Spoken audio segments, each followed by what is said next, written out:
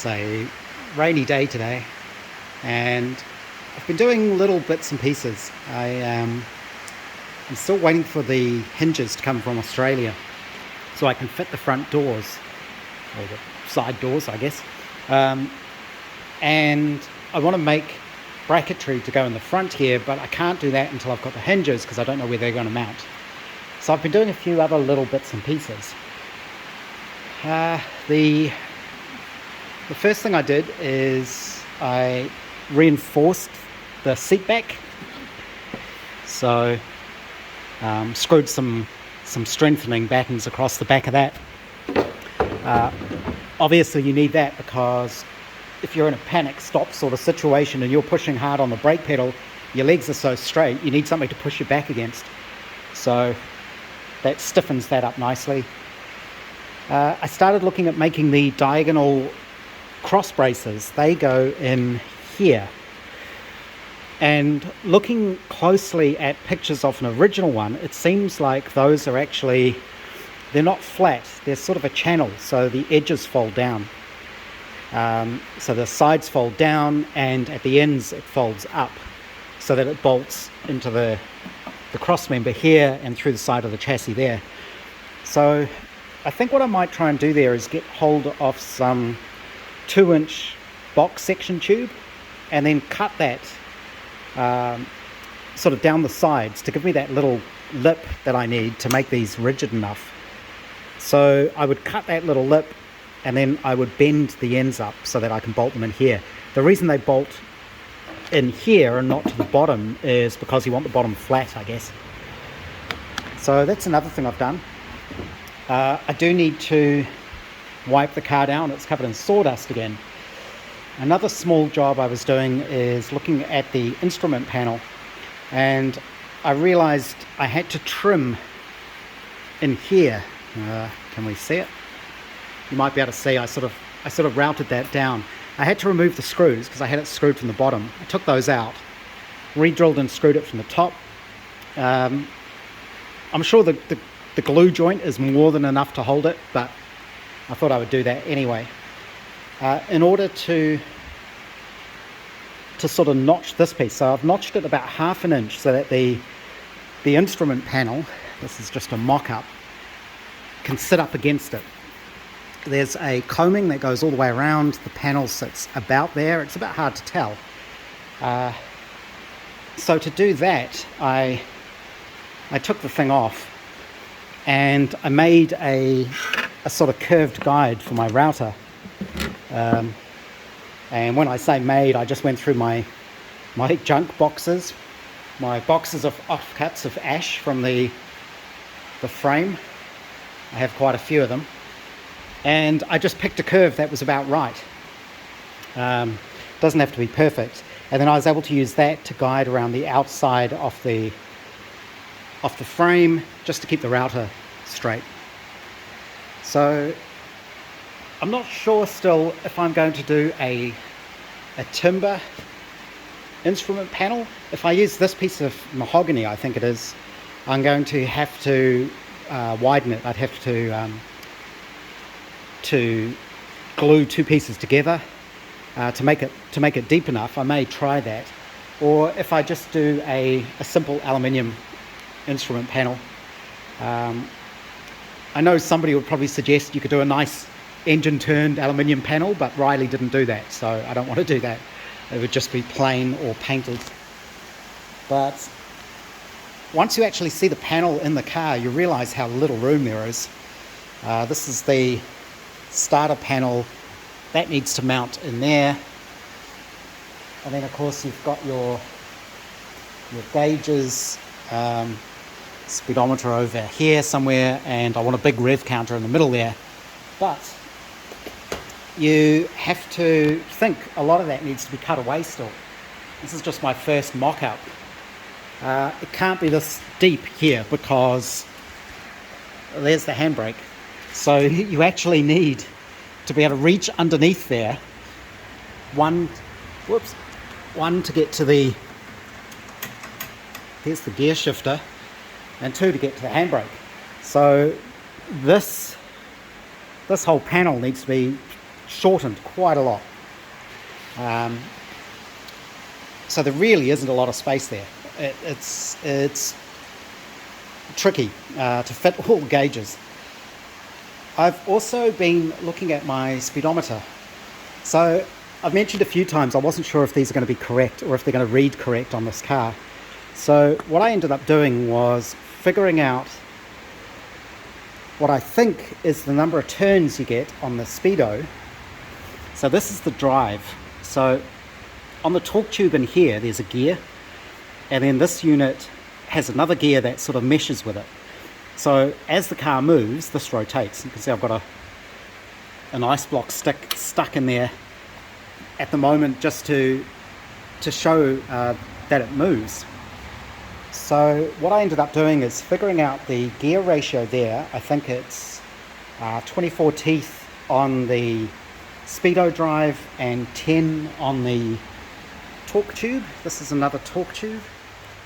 You can sort of see the gear there. And then you work that back, you go through the differential, which is a 5-to-1. I've just noticed this is crooked. That's interesting. Why is that so crooked? Because it's not bolted down hard. That's all right. So 5-to-1 ratio in the differential, and then you have to figure out the rolling radius of the tyres and the circumference and all that kind of stuff. So I actually ended up doing a spreadsheet, and I did some measurements. You can see the chalk mark on the tyre. I did have there was another mark down here somewhere that's gone now. And I worked out the ratios of everything. And it turns out that, as far as I can tell, it's really hard to figure out what the turns per mile is on these gauges. There's so many different sorts of these gauges. It does have a number there, but one, it's really hard to read, and two, I don't think that's the turns per mile. Unlike later gauges, so this is definitely pre-war because it's got the pre-war adapter on the end there. It doesn't have a threaded piece. It's just got that thing. So the later gauges were marked, and you can look up the numbers and you can find out how many turns per mile it is. They often actually say it direct on the gauge.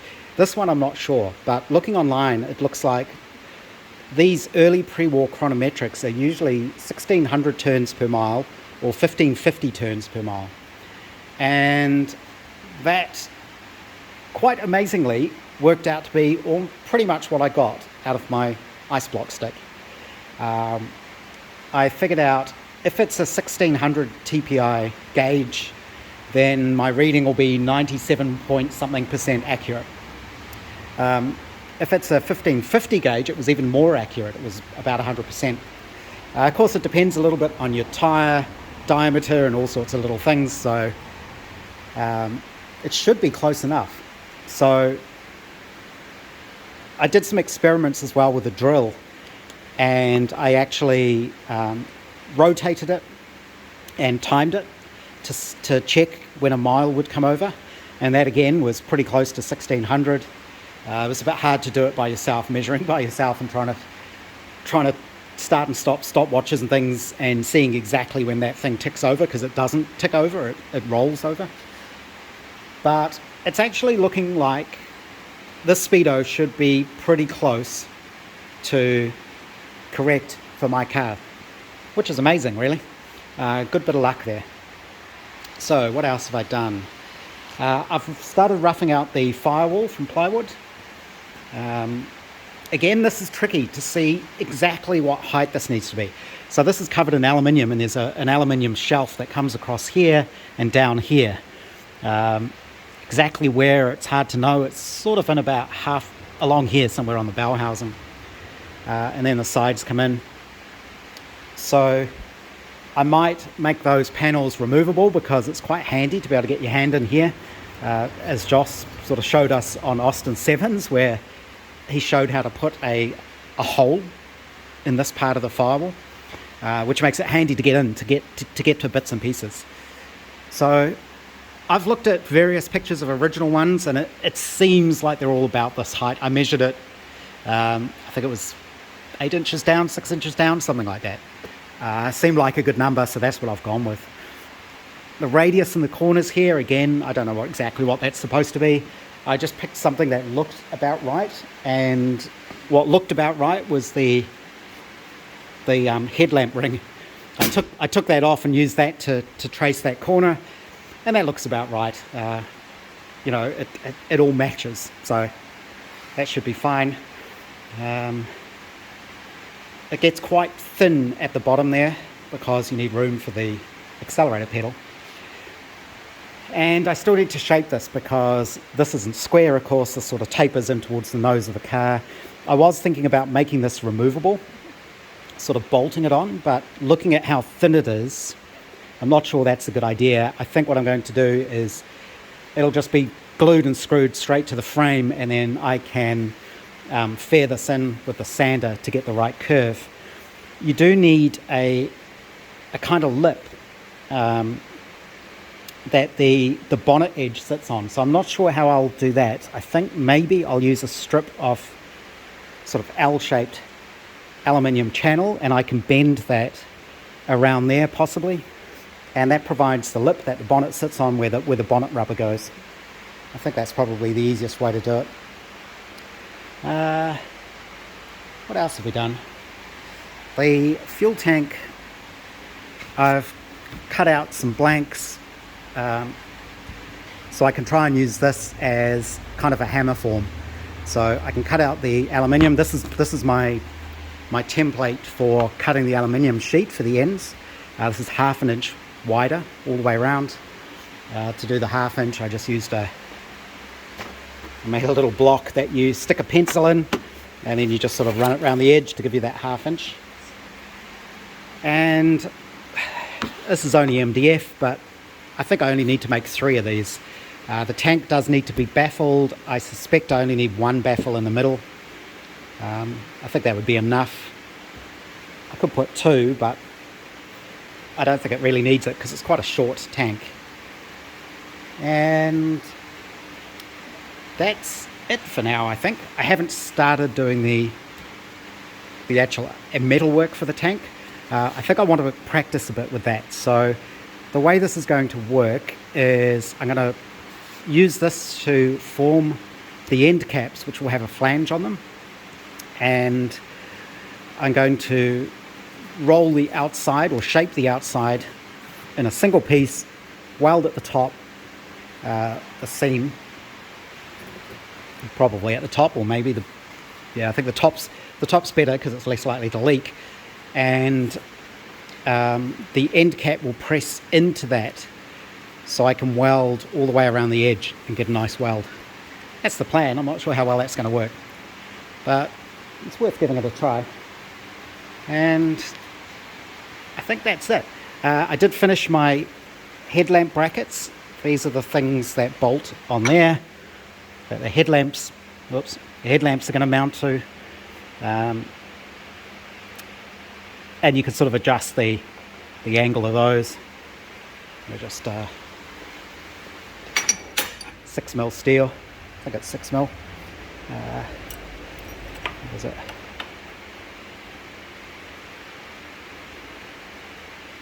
Yeah, I think so. It's a bit hard to tell. And I think that's it for now. The one thing I do have to do now is, before I pack up, I'm going to take the instrument panel off, and I need to put some epoxy where the screw holes were from the bottom. I don't really need to, but just to be neat, keep it all nice and tidy. I'll mix up some epoxy with sawdust as a filler, and that'll all sand back nicely. You won't see it, of course, with the instrument panel in place, but I think it'll be nice to have that all nice and smooth. This is just a little job I'm doing. My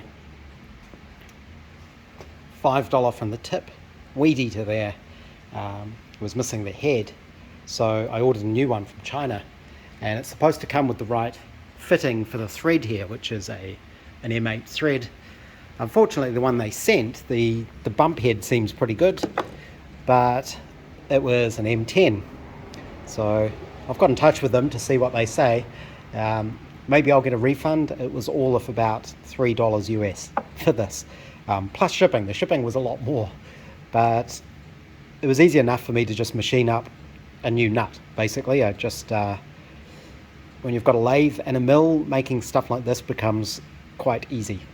So this is actually high tensile steel. I was going to use mild steel, but grabbed the wrong piece of bar, so it was a little bit tougher than it should have been, but this should fit nicely. I just need to press that back into there, and that should be good to fit on the weed eater.